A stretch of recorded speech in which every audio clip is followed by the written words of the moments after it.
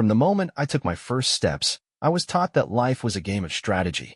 My father, a former military officer turned corporate powerhouse, believed discipline was the foundation of success.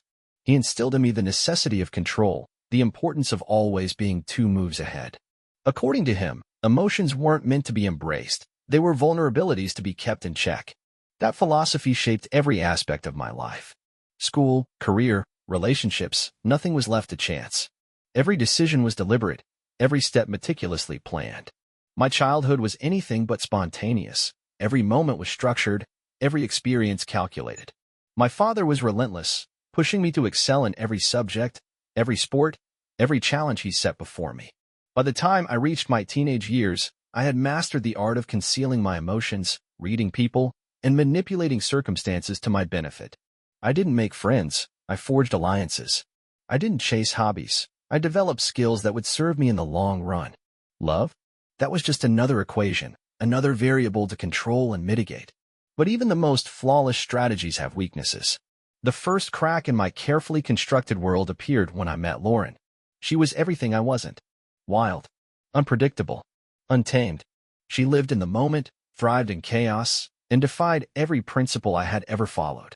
Logic told me she was a temporary distraction, a risk I could manage. I was wrong. She tore down every wall I had built, forcing me to confront emotions I had long since buried. For the first time in my life, I wasn't the one in control, and I hated it just as much as I craved it. Years passed, and I convinced myself I had one.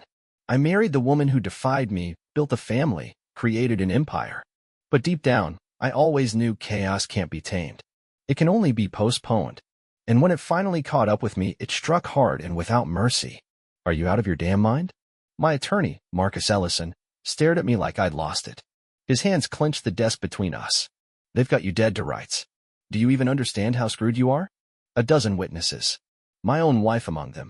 3 security cameras caught everything clear as day. My fingerprints covered the weapons. My DNA? Everywhere. And the cops? They caught me in the act. Body cams recorded every second. He wasn't exaggerating. I had nothing to argue, no plausible deniability. And I understood why he thought I was insane for refusing the deal. 5 years in prison, followed by 5 more on probation, if I pleaded guilty. If I fought it, I was looking at 15, maybe 20 years. A rational man would take the deal. A smart man wouldn't have been caught in the first place. But I wasn't trying to be smart. I did it. And I didn't care who knew. Marcus exhaled sharply, rubbing his temples like I was personally giving him a migraine. You hired me to represent you, to give you advice. So here it is. This is a lost cause. The DA isn't offering you a deal out of kindness. They just want it off their plate. Take it.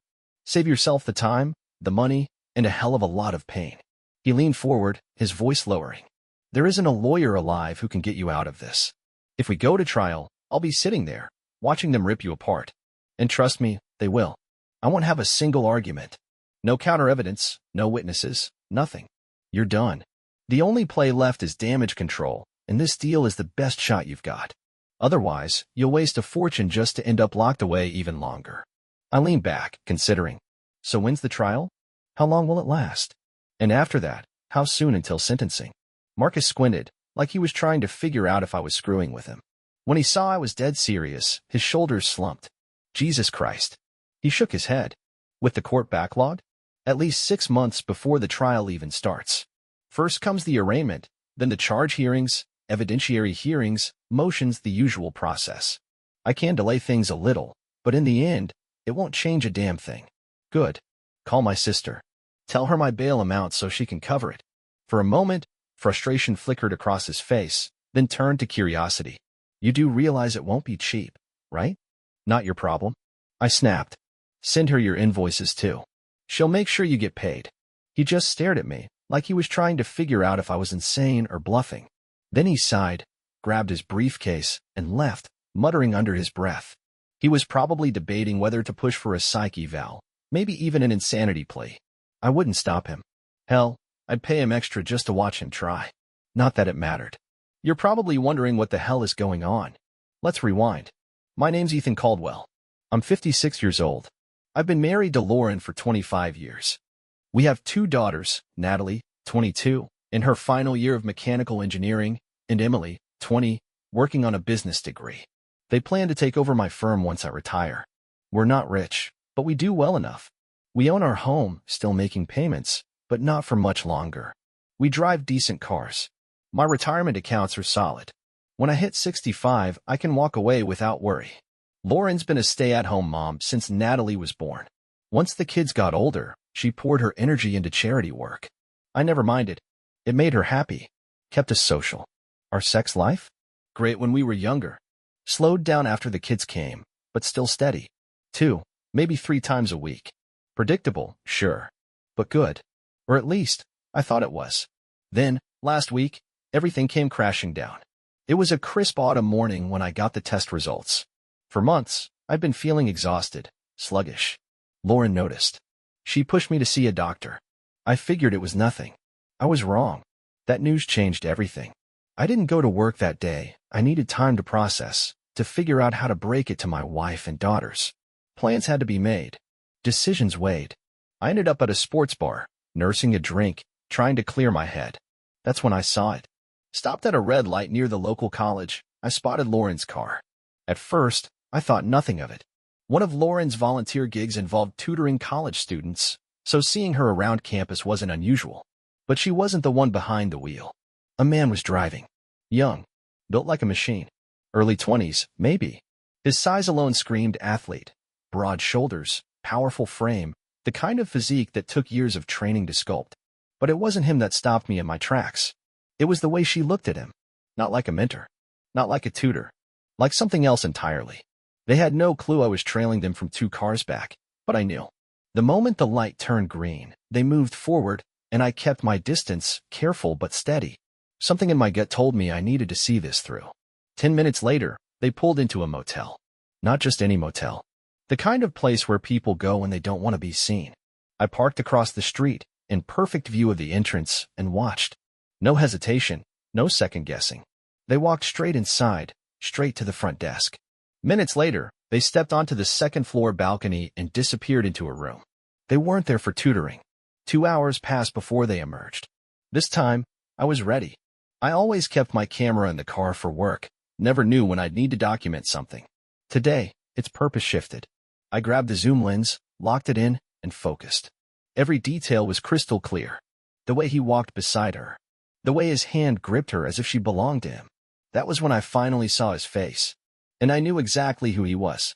Not just some college kid. A star. The university's golden boy. A senior. A first-round NFL draft lock. Scouts were drooling over him. A future millionaire, well on his way to national fame. I followed football religiously. I knew the stats. I understood odds and projections better than most. And right then, the numbers told me one thing. This kid had just signed his own death warrant. Lauren had betrayed me. That was it. The line had been crossed. We had discussed this before. Trust. Commitment. The vows we had taken. To me, those words weren't just suggestions. Till death do us part wasn't poetry. It was a contract. Could I walk away? Sure. Divorce was an option. If she wanted out, fine. If she was stupid enough to throw everything away, I was smart enough to let her. But I had already fought to win her once. Marriage was the battle. When she said, I do, I won. And I wasn't about to fight for her again. She made her choice. Now, I'd make mine. I waited 10 minutes after they left before starting my car. I still had thinking to do. Plans to rewrite. Next stop, the sports bar. I needed another drink. Once inside, I slid into a booth in the back, somewhere private. Ordered a burger, a beer, and a bourbon. Then, I pulled out my notepad. I started making lists, breaking everything down logically, the way I handled any major project. I divided the page into 4 columns. What happens to me? What do I do about my daughters? How do I deal with my wife? And how do I handle him? First, did my own fate even matter? Not really. This wasn't something I could walk away from. There was no coming back from this. Forgiveness? Out of the question. Reconciliation? Impossible. Our marriage was dead, and there was no scenario where I could just pretend otherwise. Second, my daughters. They meant everything to me. I needed to make sure they would be okay. They were adults, sure, but they still had college to finish, careers to start, lives to build. My job as their father wasn't done. I had to secure their future, ensure they had every resource they needed to succeed. If I could leave them something extra, a foundation to make their lives easier, I would. Third, Lauren, the woman I had given everything to. My love, my loyalty, my commitment. And in return, she had thrown it all away for a meaningless affair. She needed to understand what real betrayal felt like. She would get nothing else from me. No more devotion. No more security. She had gambled everything on that boy, and she deserved to lose. And then there was him. The arrogant fool who thought he could take what was mine. Thought he could walk away without consequences. He was on the brink of fame. On the verge of becoming a millionaire, a star, a household name. Fine. I would take from him what mattered most. Once I had my framework, I started working out the details. Flowcharts. Engineers use them to map out complex decisions, if this, then that. A step-by-step breakdown of possibilities and outcomes. A way to foresee problems before they happened, troubleshoot, refine a plan before putting it into action. I spent 4 hours at that table, running through every scenario, adjusting for variables, making sure nothing was overlooked. 3 beers and 2 double bourbons later, my first draft was complete. Unfortunately, by then, I was in no condition to act on any of it. Probably not the smartest move, but I decided to head back to the office. I wasn't drunk. Not really. I had spaced out my drinks over several hours, but I was definitely over the legal limit. Still, I knew one thing: I couldn't go home. Not yet. My office had a small back room, a makeshift space with a bed and a bathroom. Useful for nights when deadlines stretched into the early hours. I didn't use it often, but tonight, it was exactly what I needed. Before crashing, I sent Lauren a text. Told her there was a work emergency, that I'd be pulling an all-nighter. I had no intention of seeing her. Not tonight. Not after what I had witnessed. The next morning, I got up and kept refining my plan. By noon, every step was laid out in precise detail. By the end of the day, I had walked through every stage, preparing for obstacles and adjusting accordingly.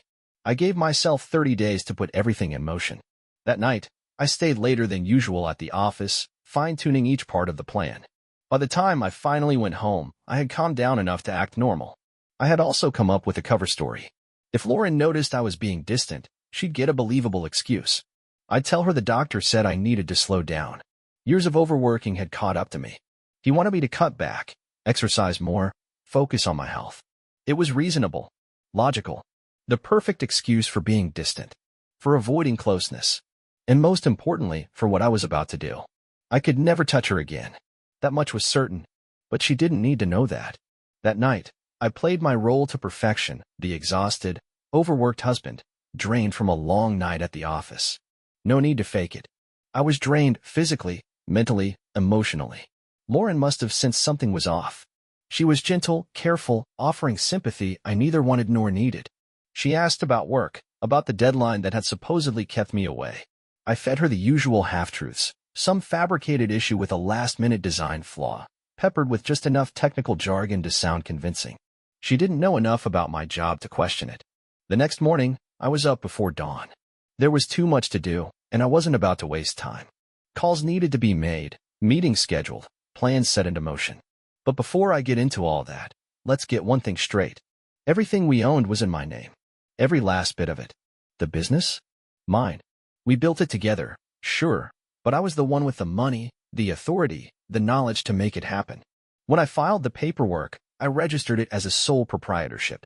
My name was the only one that mattered. Lauren? Legally, she had nothing to do with it. The house? Also mine. The mortgage? The deed? Everything was under my name. Back when we bought it, I figured it was just easier that way. She had no income at the time, and adding her name would have only tanked her already terrible credit score. Back then, it didn't matter. We thought we'd be together forever. Hell, I even had a will that ensured she'd inherit everything if anything happened to me. That was before. By the end of the week, I had a new will. Signed. Notarized. And trust me, Lauren's name wasn't anywhere near it. I also hired a private investigator. Not because I needed more proof. I already knew what she was doing. But my daughters? They'd need hard evidence. Something undeniable. Something they wouldn't be able to dismiss as a misunderstanding. That part was easy. The next steps? Those would take more effort. Lawyers. Business advisors. I had to ensure everything was airtight. So, I picked up the phone and called the one person I knew I could trust. My sister, Rebecca. The moment she answered, I laid it on thick. Rebecca. How's my dear, sweet sister today? Her response was instant and unimpressed. Oh, hell no. You only pull that dear sweet sister crap when you want something. Spill it. I sighed dramatically. Wow. You wound me. Maybe I just wanted to check in, see how my favorite sister is doing. She snorted. Favorite? Ethan, I'm your only sister, you idiot. Get to the point. I rolled my eyes, not that she could see it. You're impossible. Fine. How about lunch? My treat. We haven't caught up in a while. Silence. Then, another snort. Oh, crap. You're being nice, you're offering to pay, and you actually want to meet up? Let me check outside. Maybe the four horsemen are riding down Main Street. I smirked despite everything. Rebecca and I had always been close. After our parents died, it was just the two of us. She'd gone through her own hell, married a cheating a-hole, spent years rebuilding her life. 5 years ago, she finally kicked the loser to the curb, went back to school, got her MBA. Now, she worked as an account manager at a manufacturing firm, one of my clients, actually. She was sharper than half the executives she reported to, and it was only a matter of time before she climbed her way to the top. If she hadn't wasted all those years on her dirtbag ex-husband, she'd probably be running the place by now. I didn't bother with pleasantries. Seriously, Carr. I need to talk. Take the day off. Meet me at Hammerhead's at 11. She hesitated. Damn. You actually sound serious. And desperate. I don't like it. You shouldn't, I said flatly. Just be there. Silence stretched between us. Then, her voice softened. It's bad, isn't it? I exhaled. It's worse than you think. Aside from the other end of the line. All right, big brother. I'll be there. You know I owe you everything for how you helped me back then. You don't owe me crap, Rebecca. You're my sister. Family takes care of each other. Good, she said firmly.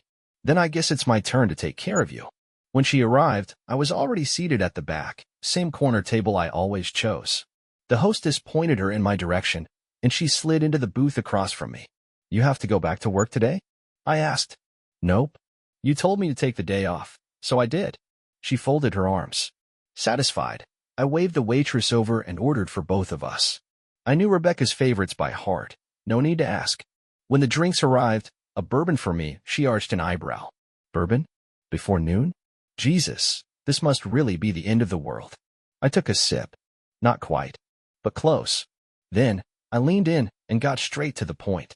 All right, listen up, Rebecca. You know I've been trying to get you to come work for me for years. I get why you've refused. You wanted to make it on your own. Didn't want people whispering about nepotism. She nodded, skeptical. And I need you now. And I'm not just asking you to work for me. I locked eyes with her. I need you to take over. Her brow furrowed. Take over? What the hell are you talking about? I leaned back. I need you to step in as CEO. Her jaw tightened. Ethan. Hear me out. I cut in. I need you to run the business. At least until Natalie and Sue are ready. They'll need a mentor, someone to guide them until they're old enough to take the reins. She shook her head. Ethan, I don't know. When they hit 30, I continued, you can start transitioning them into leadership. Natalie will likely take over as COO, Sue as general manager. After that, you can retire, consult, do whatever the hell you want. Rebecca's eyes narrowed. Ethan, this is starting to sound suspicious as hell. If I take over your company, train your daughters, and set them up for leadership, what exactly are you planning to do? You conveniently left that part out. I let out a slow breath. Yeah, I was hoping you'd just say yes so I wouldn't have to explain. Her expression hardened. Ethan, talk. I hesitated. For a moment, I thought about lying. Then I realized there was no point. A week ago, I found out 2 things. Both on the same damn day. Rebecca's gaze locked onto mine, her entire body tense. Go on. I exhaled. 1. I'm dying. Pancreatic cancer. Terminal. No treatment. If I'm lucky, 6 months. More realistically, 3, maybe 4. Her face went pale. And 2. I didn't blink. Lauren is cheating on me. Rebecca sucked in a sharp breath, gripping the edge of the table like she needed to steady herself. Jesus Christ, Ethan. I nodded grimly.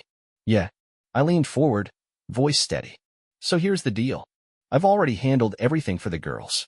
You're going to be their trustee. Lauren gets nothing. Everything is locked into trust that you and my lawyer will control. She didn't speak, just curled her fingers tighter around the table, absorbing my words. The company? I continued. Already transferred to a business entity owned by you, Natalie and Sue. The house?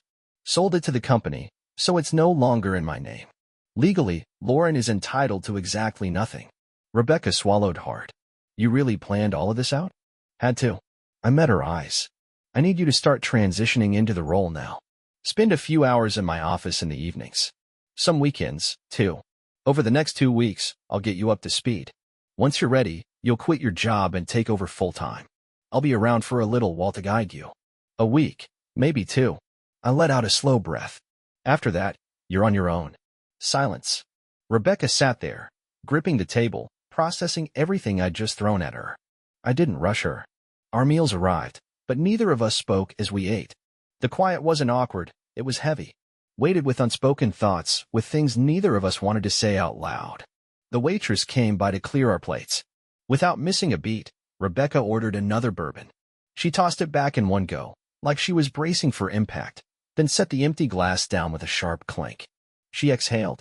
You're a real piece of work, you know that? I leaned back. Yeah, I know. Her voice carried frustration, but not anger. Dropping all this on me like a goddamn bomb. You're screwing me over, Ethan. I nodded. I know that too. She let out a long breath through her nose, shaking her head. Of course, I'll do it. It's not like you left me with much of a choice. Her tone was sharp, but beneath it, there was resignation. I hesitated. There's more. Rebecca laughed dryly, rubbing her temples. More?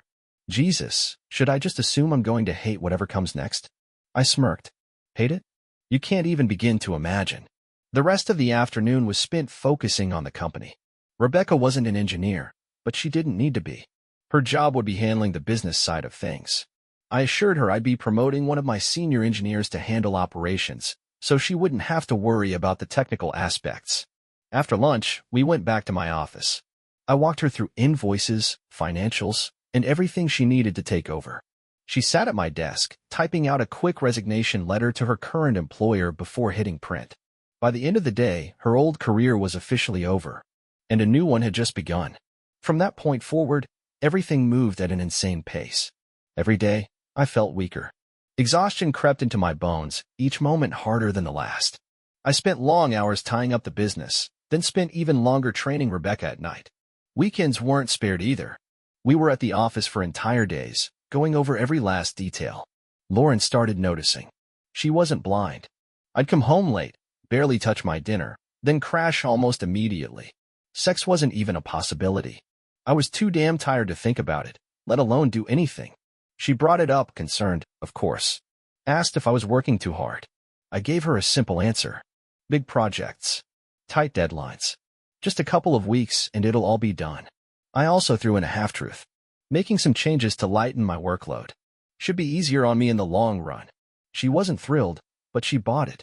By Friday, Rebecca had officially wrapped up her old job and was set to start with me on Monday.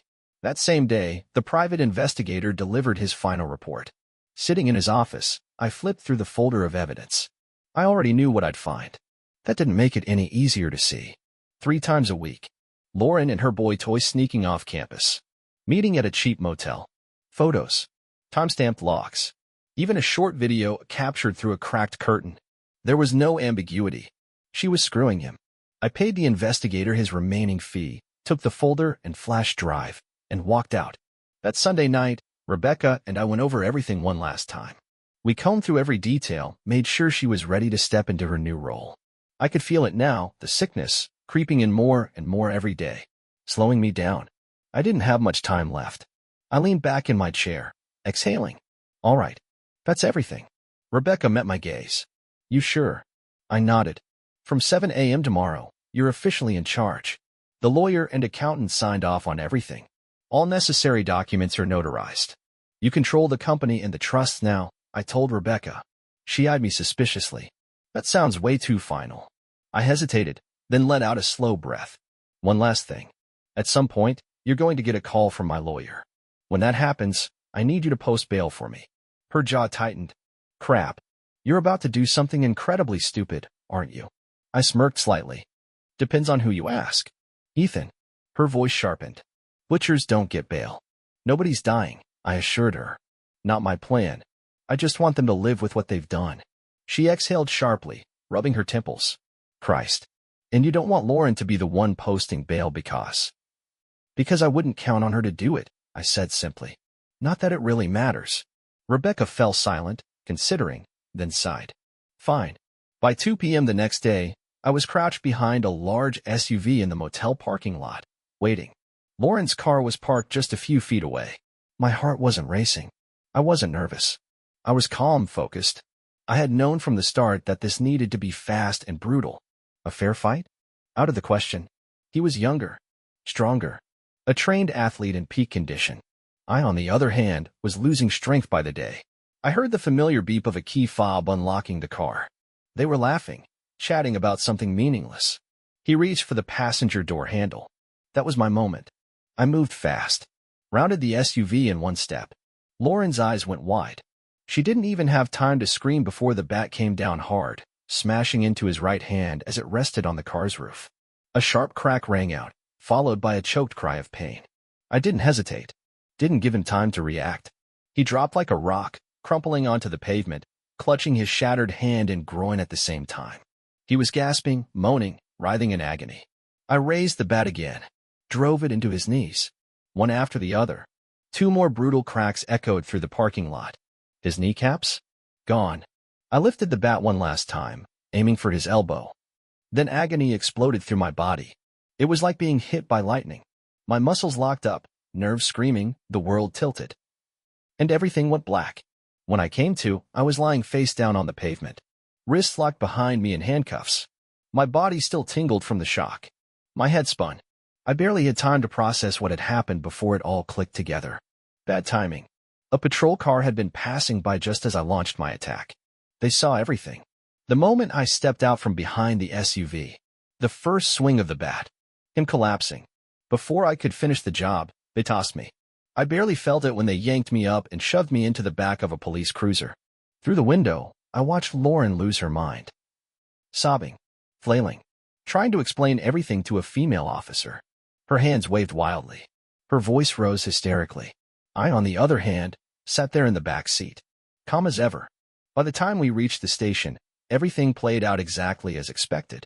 An interrogation room. Long periods of silence. The good cop trying to reason with me. The bad cop throwing accusations. Then the we just want to help cop, dangling the possibility of a lighter sentence if I just confessed. None of it mattered. They wanted me to break. They didn't understand. I was already broken. And nothing they said or did could change a damn thing. The DA knew she had a losing hand. The case was open and shut. No real need for a trial. On top of that, the system was drowning in backlogged cases thanks to COVID screwing with court schedules. Wasting resources on this? Pointless. So she threw out a deal. My lawyer brought it to me. And I shot it down. Have you completely lost your goddamn mind? Marcus Ellison, my lawyer, glared at me, his patience long gone. They have everything on you. A dozen witnesses, your wife included. Crystal clear security footage from 3 different angles. Middle of the damn day. No shadows to hide in. Your DNA and fingerprints all over the weapons. Your motive? Written out like a goddamn novel. And on top of all that, the cops literally caught you in the act. Their own body cams recorded you taking him apart. I didn't argue. He wasn't wrong. If I were him, I'd think I was insane too. The DA had offered me a deal. 5 years in prison. 5 more on probation. If I refused and went to trial? 15, maybe 20 years behind bars. A smart person would have taken the deal. A truly smart person wouldn't have been in this situation in the first place. Maybe they wouldn't have committed the crime. Or if they had, they would have been smarter about it. Cleaned up the evidence. Covered their tracks. But I did it. And I didn't give a damn who knew. Marcus sighed heavily, rubbing his temples.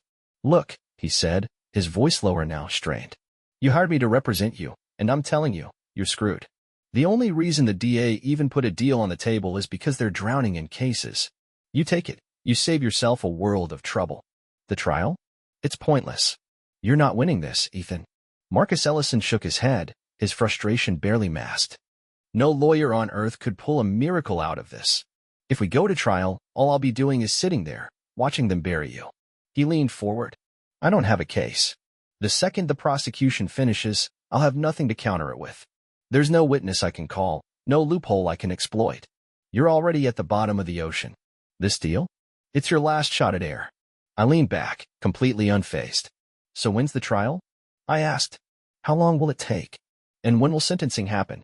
He stared at me like I'd just grown another head. Jesus Christ. After a long pause, he exhaled, pinching the bridge of his nose. Because of the pandemic backlog, it'll take about 6 months before the trial even starts. Before that, we have the arraignment, the charges hearing, and an evidentiary hearing. The DA will file motions. I'll file some, but nothing's going to change. Got it, I said. Call my sister. Let her know what my bail is. She'll cover it. It won't be cheap. Not your problem, I shot back. Send her your invoices too. She'll handle it. Marcus stood there for a moment, staring at me like he was trying to decide whether to recommend a psych eval or just walk away altogether. Maybe he was debating an insanity plea. I didn't care, as long as he kept the wheels turning. Lauren actually surprised me. She came to see me while I was still locked up. Rebecca had posted my bail, but not immediately. She left me sitting in a cell for a couple of days to cool off. Good. I needed it. Lauren stepped into the visiting area like she was walking onto a minefield. Nervous. Cautious. I'm sorry, she whispered, barely audible. She hesitated, wringing her hands. I let her squirm. It didn't really mean anything, she continued. It wasn't romantic. There were no real feelings. It was just easy. I finished the thought for her, my voice ice cold. It was just so exciting, right? She flinched. He was so big, so strong. He had that aura that filled the whole room. And yeah, let's not forget, he was better than me. Her face crumpled. Tears welled up. Then, just like that, she ran. The next day, Rebecca picked me up from jail. Drove me straight to the office. She was quiet at first, but when we finally sat down, she turned to me, arms crossed. If your goal was to end his career, congratulations. You did it. I raised an eyebrow. Oh. She exhaled. Doctors say he'll never play again. Not even for fun. Completely wrecked. They're hoping for maybe 50% function at best. His knees. She shook her head. Shattered. He'll walk again, but that's it. His elbow? Won't ever fully straighten. I nodded slowly. So I got what I wanted. Rebecca's jaw tightened. Why go that far? I looked her dead in the eye. Because he took one of the most valuable things I had. So I took the most valuable thing he had. My voice was cold. Emotionless. He stole my wife. I stole football from him. An eye for an eye. A future for a future. Rebecca ran a hand through her hair, exhaling. You realize they're going to sue, right? I chuckled. Sue who? And for what? I'll be dead before any case makes it to trial. They can try to go after my assets, but, surprise, I don't have any. She blinked. I shrugged. The company? Not mine. The house? Not mine. The money? Spent. They can sue all they want, but there's nothing left to take. They can only go after Lauren. I leaned back, and frankly, I couldn't give a damn what happens to her. Rebecca sat back, watching me closely. So, what's next? I shrugged. I wait to die. Ethan.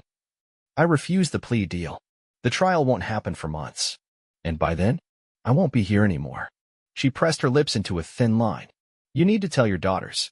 They deserve to know. And before you think about avoiding it, they care. You don't get to just disappear on them. I nodded. I plan to talk to them tonight. Rebecca grabbed her phone. Actually, no. You're talking to them now. They're already on their way here. I booked a conference room for the rest of the day. 30 minutes later, I sat across from my daughters. Their eyes burned through me. The tension in the air? Suffocating. I was ready for it. Dad, what the freak? Natalie slammed her hands onto the table. Do you have any idea what you've done? The entire internet is blowing up with videos of you knocking the hell out of that guy with a bat. She paused. And what the hell was Mom doing there? I didn't bother with explanations. Instead, I slid a thick folder across the table. She was there because she'd just finished screwing him in a cheap-ass motel, I said flatly. That guy? He wasn't just some random dude. He was her boyfriend.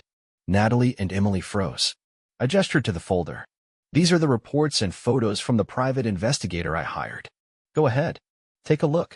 Emily hesitated, then flipped through the pages.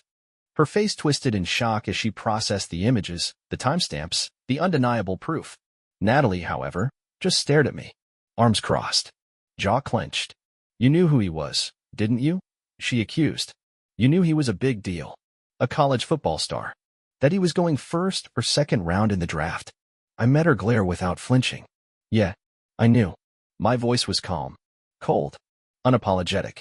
That was the point. Natalie let out a humorless laugh. Jesus Christ. You ruined him. His career is dead. His body is wrecked. And you're, what? Proud of that? I tilted my head. Proud? No. But I did what I meant to do. Emily swallowed hard. Her voice quieter, but just as sharp.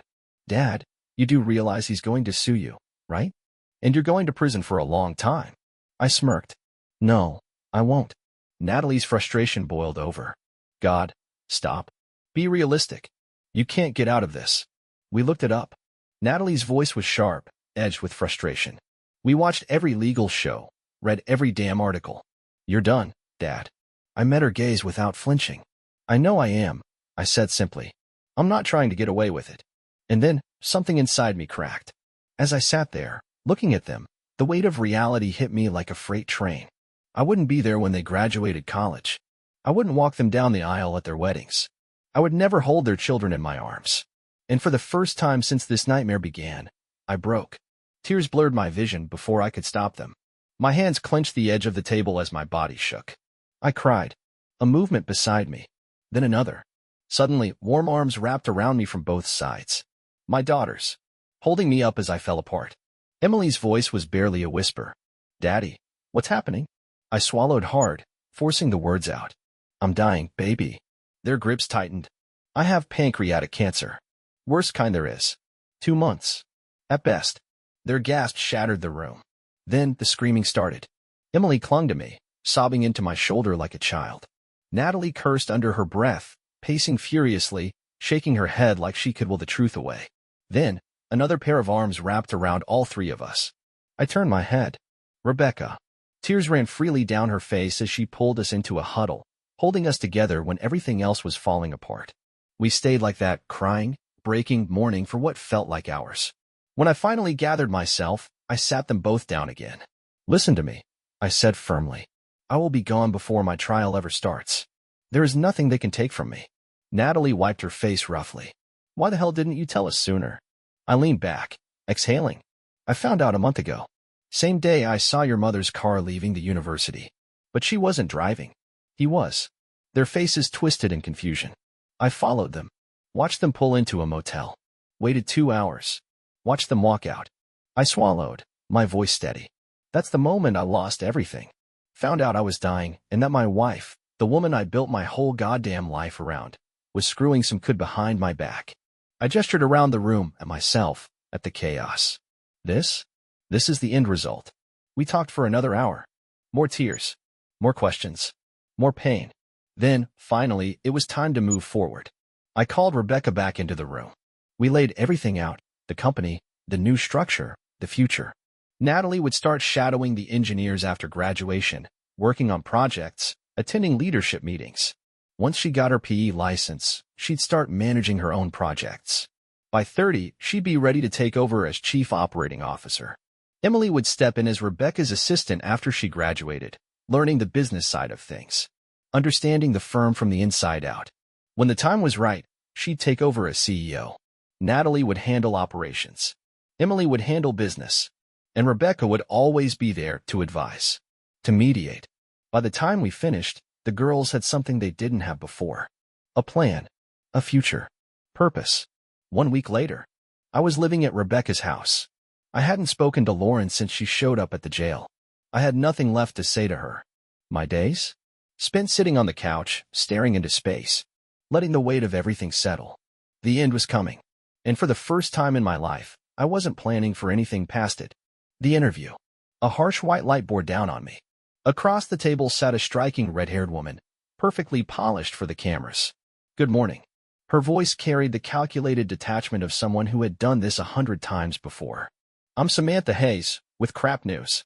Today, I'm sitting down with Ethan Caldwell, the man currently facing charges for brutally attacking a star college football player. Mr. Caldwell has agreed to speak with us today, despite the ongoing legal proceedings. She turned briefly to the camera before shifting her attention back to me. Mr. Caldwell, I have to admit, I didn't expect you to agree to an interview. Aren't you concerned about violating the judge's gag order? I leaned back in my chair, smirking. Not in the slightest. Her perfectly sculpted brow lifted. but he could charge you with contempt of court and throw you in jail. I chuckled. Yeah? So what? I leaned forward, elbows resting on the table. Jail doesn't scare me. You know what does? The nonsense divorce laws in this country. Her expression didn't change. Go on. A wife can cheat on her husband all she wants. And when he files for divorce, she walks away with everything. The house, the kids, the money, child support, alimony, half his assets. You name it.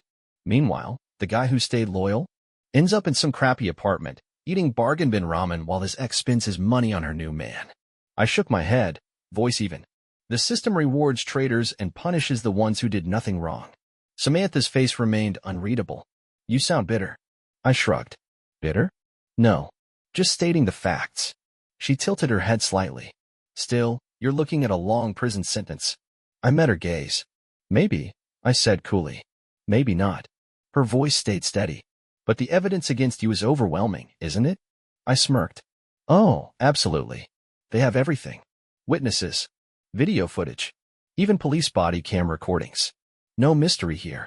I did it. And I'm not worried about it in the slightest. Her frown deepened. All right. Then let's talk about Jordan's lawsuit. He's seeking over $40 million. Samantha's voice was even, controlled. Lost wages, medical expenses, emotional distress. I let out a low laugh. Yeah, good luck with that. Her lips pressed into a thin line. But you own a successful engineering firm and a multi-million-dollar home. I shook my head. No, I don't. She blinked. I sold everything over a month ago. I leaned forward slightly, locking eyes with her. The business? Gone. The house? Gone. Every single thing I had was put into trust for my daughters, locked up tight.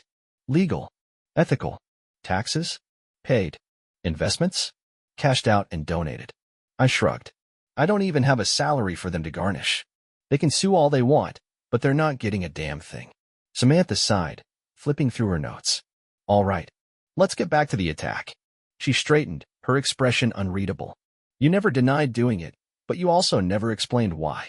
Why go after him so viciously? You didn't just hurt him. You destroyed him.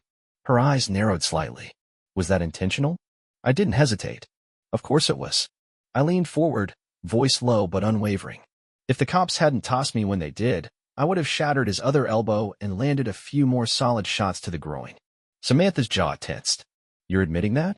I smirked. Why not? The attempted homicide charge the DA threw at me is a joke. If I wanted him dead, my first hit wouldn't have been to his hand. It would have been to his head. A long silence stretched between us. Samantha hesitated, then finally spoke. Why? I let the pause hang in the air before answering. You really don't get it? She blinked, brow furrowing. Where did the attack happen? Her voice was quiet. In a motel parking lot. And who was with him? Her breath hitched slightly. Your wife. I nodded. Exactly. I exhaled slowly. They just spent 2 hours in a motel room. Samantha stiffened, but I wasn't done. He took something from me, the most important thing in my life. So I took his most important thing. His football career. Samantha nodded slightly, crossing her legs. Well, you succeeded. She tilted her head. But what about your wife? She's just as responsible. Are you planning revenge on her too? A slow grin spread across my face. Oh, absolutely. Her posture tensed. But don't worry. It's not physical. No violence. Nothing illegal. I sat back, relaxed. Just good old-fashioned consequences. Samantha studied me. And when will she find out? I chuckled. When this interview airs. Samantha sighed, shifting in her seat. All right. Let's circle back to your future. She laced her fingers together, studying me carefully. You keep acting like prison doesn't concern you. I nodded. Because it doesn't. She tilted her head. You haven't been convicted yet, but let's be honest, you will be. And when that happens, you're going to prison. I nodded again. Good. Now we're asking the right questions. I leaned in, locking eyes with her. Let me explain why I couldn't care less.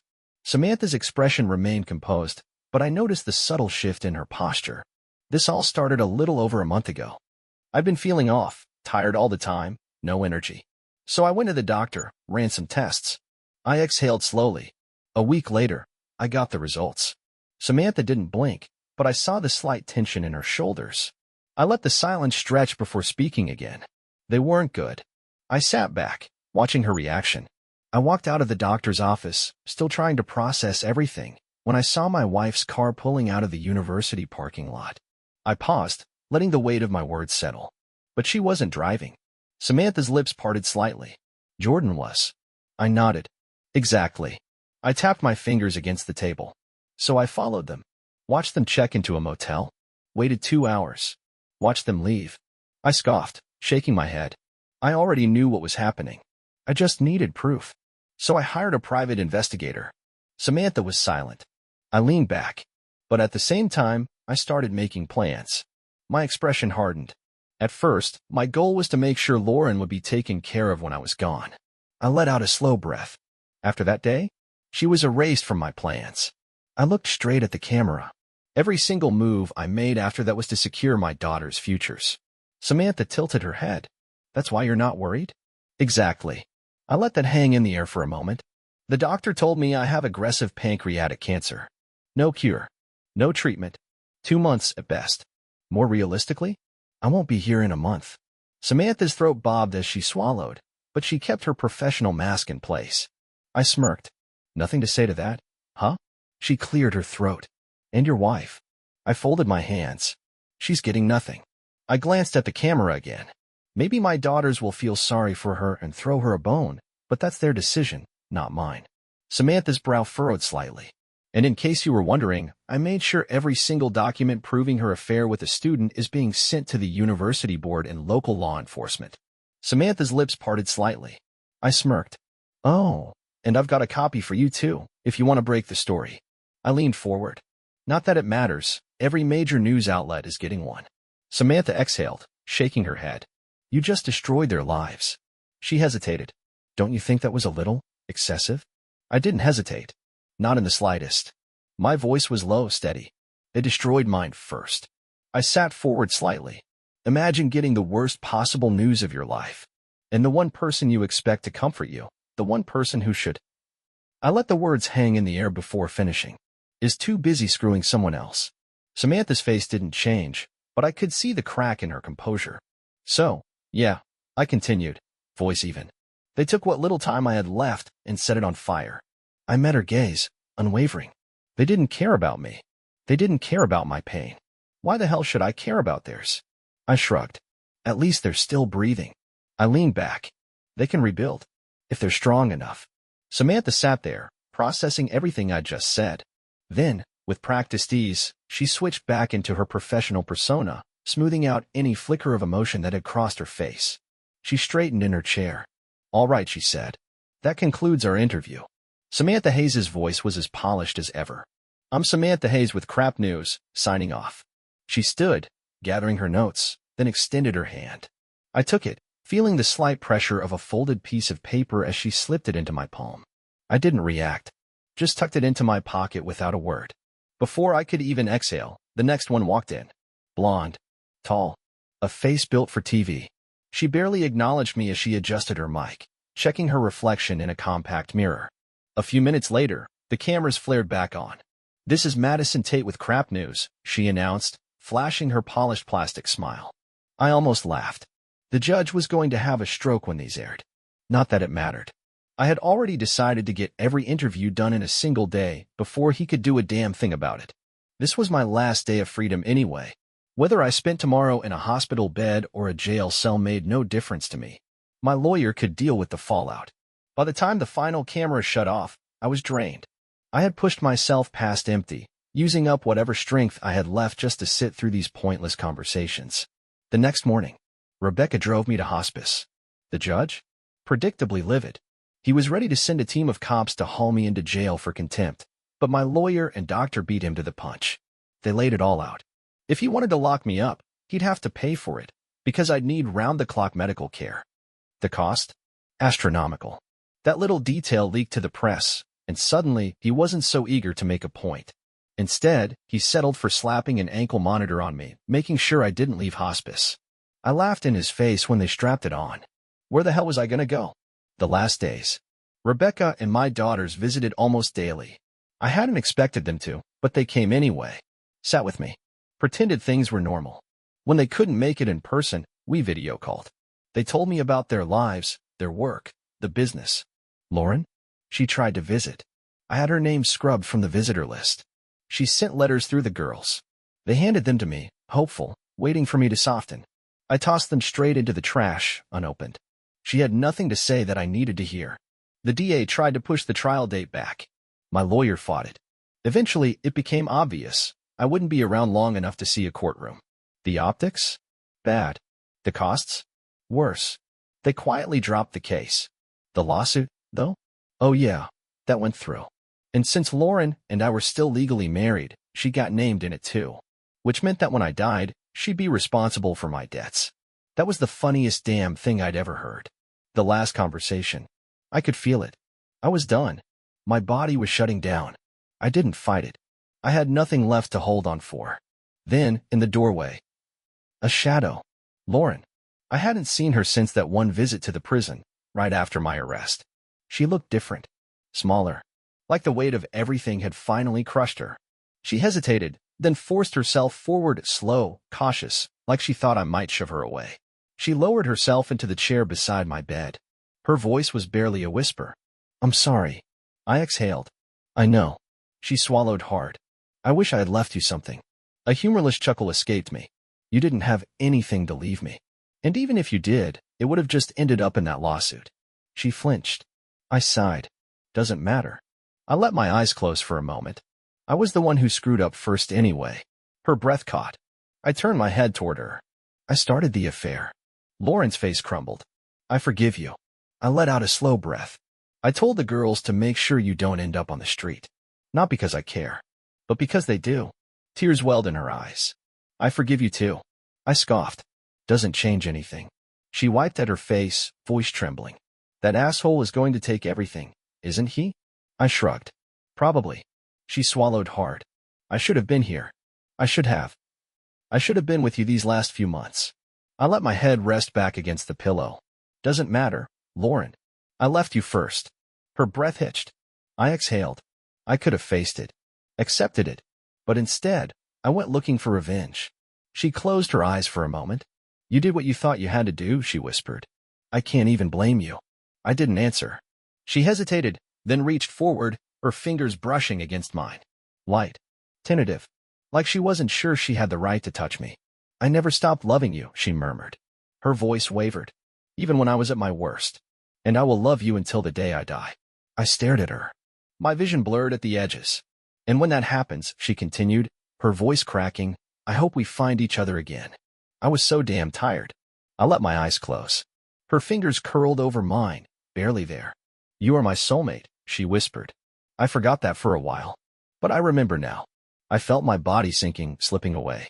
Her voice followed me. Rest now, my love. Go in peace. We'll meet again.